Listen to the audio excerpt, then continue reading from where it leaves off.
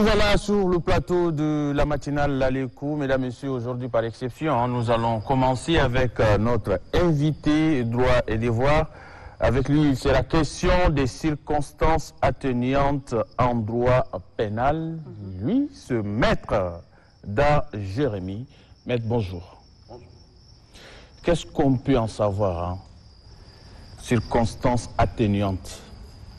D'abord, merci de m'inviter sur ce plateau.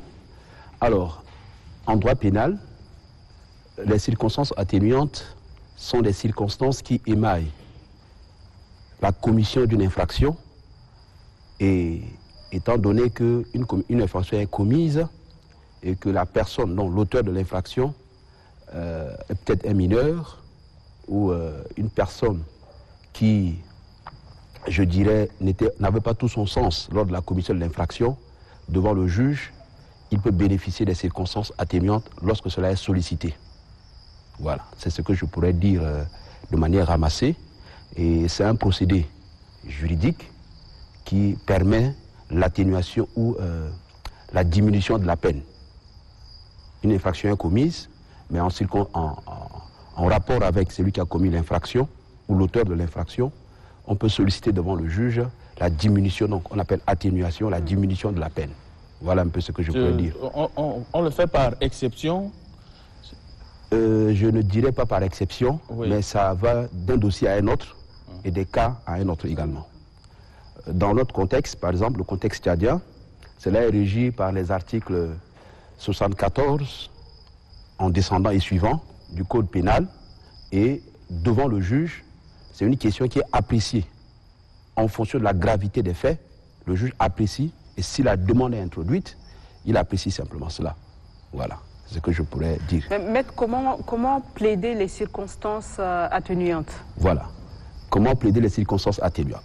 Lorsque vous avez en face de vous un délinquant primaire, c'est-à-dire une personne qui a commis une infraction pour la première fois, et lorsqu'elle passe devant le juge, et lorsque nous estimons que les faits ne sont pas graves, ou les faits qui lui sont imputables peuvent être réduits, nous introduisons la demande. C'est une demande qu'on donne au juge, et au juge d'apprécier cela.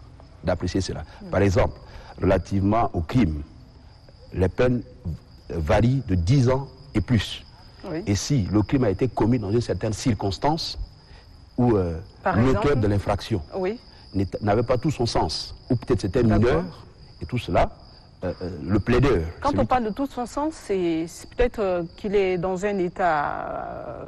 Peut-être qu'il n'avait pas toutes ses capacités. Oui, ou soit un malade mental. Un malade mental, ou dans un état d'ivresse, voilà, dans une colère excessive, où il n'a pas maîtrisé ses sentiments lors de la commission de l'infraction. Tout cela concourt au bénéfice de la demande des circonstances atténuantes. Voilà, mais quelquefois, ça arrive où on peut rejeter cela? Oui, on peut le rejeter. C'est une demande qui est librement appréciée par le magistrat.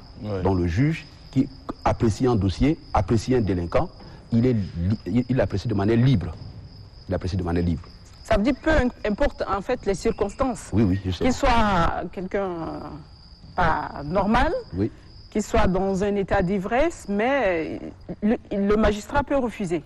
En fait, ce qui se passe, c'est que dans le contexte de la circonstance atténuante, le juge, la balle est dans le camp du juge qui apprécie. Lorsque le plaideur, donc un avocat par exemple, à la barre, il estime que les faits qui sont reprochés au délinquant, c'est-à-dire lorsque vous êtes devant la barre, vous êtes déjà un prévenu, donc on vous appelle délinquant, et donc lorsque les faits qui sont reprochés au délinquant sont, peut-être la gravité est conditionnée par quelque chose, ce qui l'a poussé à commettre l'infraction, le plaideur peut demander, et soutenant avec des arguments assez solides, pour que ce délinquant bénéficie des circonstances atténuantes. Mais c'est le juge qui apprécie. C'est lui qui apprécie. Voilà, c'est ce que je pourrais dire relativement à cette question. D'accord. Est-ce qu'on peut parler de nature des circonstances? Je ne dirais pas nature. On ne parlera pas de nature. Mais ce que la loi dit, ce sont les circonstances. D'accord. Ce sont les circonstances qui ont amené à la commission de l'infraction. Donc, naturellement, on ne peut pas bénéficier d'une circonstance atténuante sans toutefois reconnaître le fait. Voilà. Déjà, quand on dit délinquant, c'est pour dire que les faits sont caractérisés. C'est ça. L'infraction est déjà commise. Mais maintenant, étant entendu que l'infraction est déjà là, est-ce qu'il faut laisser le délinquant subir la rigueur de la loi ou demander à ce que la loi soit atténuée lors de son application? C'est un peu ça, simplement. Mais maître, à quel moment on peut parler d'excuses absolutoires? Excuse, en fait, qu'est-ce qui se passe? Je peux vous donner un exemple. Oui. Ça va permettre à nos téléspectateurs qui le suivent de plus comprendre facilement. Alors, je vous donne un exemple. Un mari, oui. OK? Oui. Un mari qui lève la main sur sa femme parce que sa femme a commis, en fait, l'a énervé un bon matin, et la femme porte plainte. Oui. Par exemple, elle a été blessée, elle porte plainte pour coups et blessures volontaires. Le monsieur est déféré devant le juge pour en fait répondre de ses actes. Lui en face, il peut solliciter les questions tenant à l'excuse, parce que on parle de l'excuse de la provocation. On parle plutôt de l'excuse de la provocation, c'est-à-dire si on vous a provoqué, c'est-à-dire l'action ou ce que j'ai commis vient du fait de ma femme, par exemple. Donc de la femme, l'homme a commis une infraction, mais il peut bénéficier de ce qu'on appelle des excuses. Voilà ce que je veux dire, des excuses simplement. Mais ça se fait comment? Mais c'est ça, en fait, moi c'est un peu compliqué à mettre parce que d'abord il faut peut-être reconnaître, et si la personne demande ses excuses, il n'est pas encore question d'aller devant la barre. Non, mais ils sont déjà devant la barre en fait, parce que la femme, elle porte plainte, c'est ça? Voilà, et donc l'autorité de poursuite, particulièrement, ce n'est pas la femme, mais c'est le procureur. C'est le ministère public qui est l'autorité de poursuite. La femme, elle vient en tant que victime, donc partie civile, elle introduit une plainte. Donc c'est au procureur qui est l'autorité de poursuite qui apprécie cela. C'est lui qui apprécie cela, et donc lorsqu'il dit que c'est une infraction, ça passe devant le juge. Lorsque ça passe devant le juge, elle vient que pour ses intérêts civils. Mais c'est au procureur à qui il appartient d'apprécier l'infraction du point de vue pénal. Voilà, je ne sais pas si je me fais comprendre et tout. Ça va, tu as imprimé un peu dans ta tête. Moi, je vois, en fait, j'ai envie de comprendre un peu comment ça se passe, les excuses.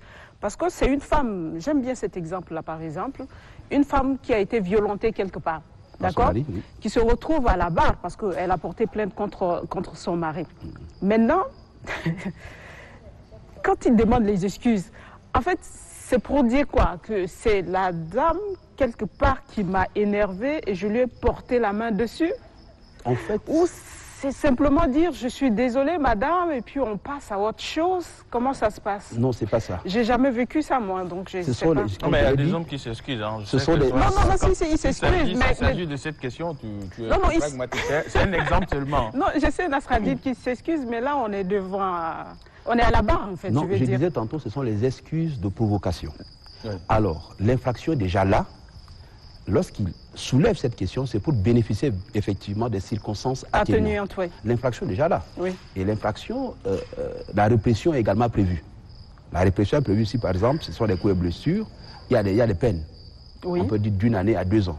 Alors, lorsqu'il soulève le bénéfice de l'excuse de provocation, il va dire simplement que l'action qu'il a commise a été guidée par les faits de cette dame. Et donc, c'est juste des arguments pour essayer de se soustraire un tant soit peu de sa responsabilité pour que le juge essaie d'apprécier à son niveau. Ce n'est pas forcément lorsqu'on soulève ça que le juge accepte. Voilà, d'accord. On laisse ça toujours à l'appréciation du juge. À l'appréciation du juge. C'est lui qui apprécie. D'accord. Vous pourriez soulever comme vous voulez, mais c'est au juge d'apprécier. Oui, c'est ça. Voilà. Mais quelquefois, ça joue hein, quand devant la barre, la personne reconnaît le fait qu'ils lui sont reprochés et en même temps demande des excuses. Bon, ces excuses ne sont pas en réalité pour se soustraire. Ou soustraire... Mais quelquefois demander la clémence du juge. Justement, en fait, c'est ça le mot. C'est ça. Tout ça pour arriver à la clémence du juge. Tout ce qui se passe, c'est pour arriver à la clémence du juge. Parce que la loi, elle est appliquée dans sa rigueur. Et si on a appliqué la loi dans sa rigueur pour un monsieur et sa femme, parce que voilà, sa femme l'a poussé à commettre ses actes, il soulève cette question simplement pour dire qu'il veut bénéficier des excuses de la provocation de sa femme. Mais au cas où la dame rejette, par exemple, les arguments avancés par le monsieur. Pourquoi elle va rejeter? Si je trouve qu'il est en train de mentir, par exemple. Je dis tantôt ceci, la femme, lorsqu'elle porte plainte, elle est partie civile. Et lorsque nous sommes partie civile, nous sommes là pour nos intérêts civils. Maintenant, la question de la peine appartient au ministère public, c'est-à-dire le procureur de la République qui est à la barre. D'accord. Et c'est lui qui apprécie la question de la condamnation pénale. Mais la condamnation pécuniaire, elle peut se lever. Par exemple, si elle vient, elle estime qu'elle a subi des préjudices, Oui. elle voudrait que ça soit réparé en termes financiers. C'est ça. Voilà, par exemple, j'étais à l'hôpital, voilà, toutes ces factures, et je voudrais qu'il paye. Et donc, le juge apprécie sa demande. Mais maintenant, l'aspect pénal, l'aspect condamnation pénale relève principalement de la demande du ministère public. C'est la demande du ministère public. Elle va rejeter en vertu de quoi? Si elle accepte, ça facilite un peu la tâche au prévenu, donc aux mises en cause, enfin, aux délinquants. Mais est-ce qu'elle a envie de lui faciliter la tâche? C'est ça aussi la question. Le dernier mot appartient au juge, Ouais. après réquisition du ministère public. Donc, le procureur, lorsqu'il fait ses réquisitions, le dernier mot appartient au juge, qui voit les circonstances qui ont conduit à la commission de l'infraction. D'accord. Moi, je trouve ça un peu clair. Hein. C'est bon. C'est bon. C'est bon pour moi aussi. C'était cela même, hein, l'objectif de l'émission. Parce que souvent on dit les juges, là, ils ont un peu de termes un peu compliqués. Il faut souvent expliquer pour qu'on puisse vraiment comprendre quelque chose. Okay. C'est de rendre plus clair. Merci, merci maître. Merci.